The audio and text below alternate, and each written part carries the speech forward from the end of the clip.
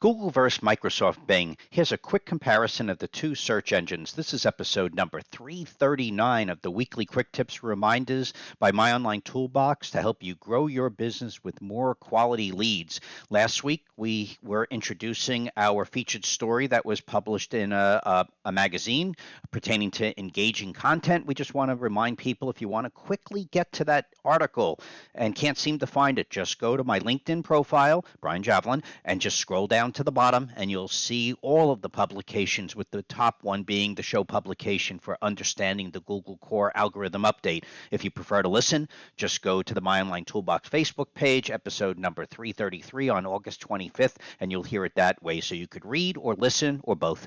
Also, October 10th, coming up, a great end of year marketing update, and you, as well as your new employees, as well as any subcontractors you have, should check it out. If you want to get a link to that presentation, just go over to the My Online Toolbox Facebook page, look for the free webinar, scroll to the second comment, and there is the link right for you.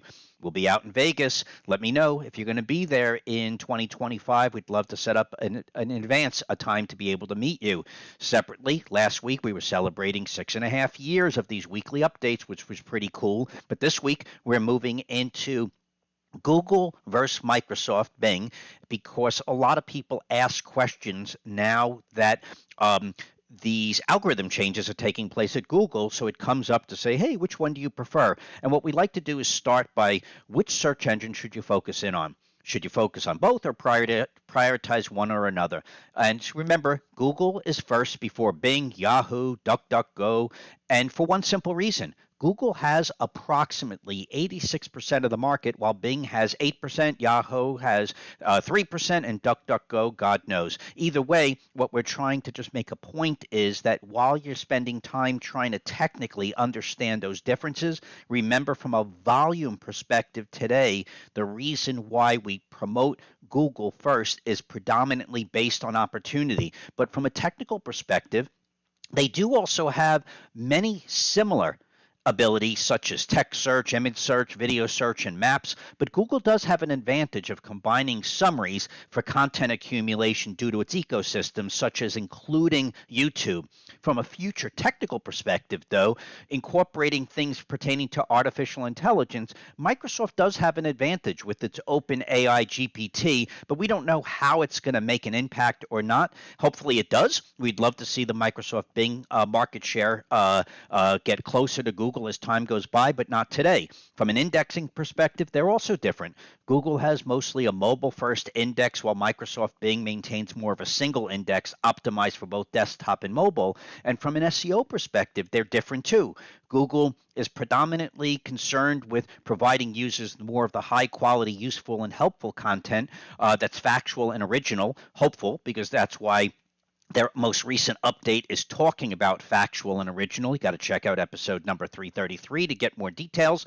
But Bing has more been focused on more of the traditional on-page optimization, also giving way to social signals while favoring older, more established domains. Either way, what we like people to realize, which is why it helps amplify our Instagram channel for featured projects, we have more than 180 examples where the implementation of these featured projects is benefiting both Google and Bing. So while there is a battle for which one is better over the other, if you implement your marketing in such a manner that takes advantage of the best of these environments to the best of your ability, over time, it doesn't really matter. Yes, it does matter from a technical perspective, but from a functional perspective, if you constantly keep implementing and taking the best of both worlds as the best you could do, all of a sudden these individual differences don't make much of a difference over time.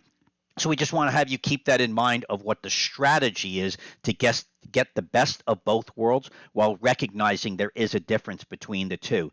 Remember, the reason why this works for so many people over an extended period of time is that they've learned about these details. Again, not looking to become rocket scientists, but to understand and appreciate this essential skill. So please check out the basic classes. We never hear, and advanced classes, we never hear anything to do with money. It's always I don't have 8, 10, 12, 15 hours to allocate for something as critical as this, as it helps generate where you're going to go 1, 2, 3, and more years out with your future marketing opportunities.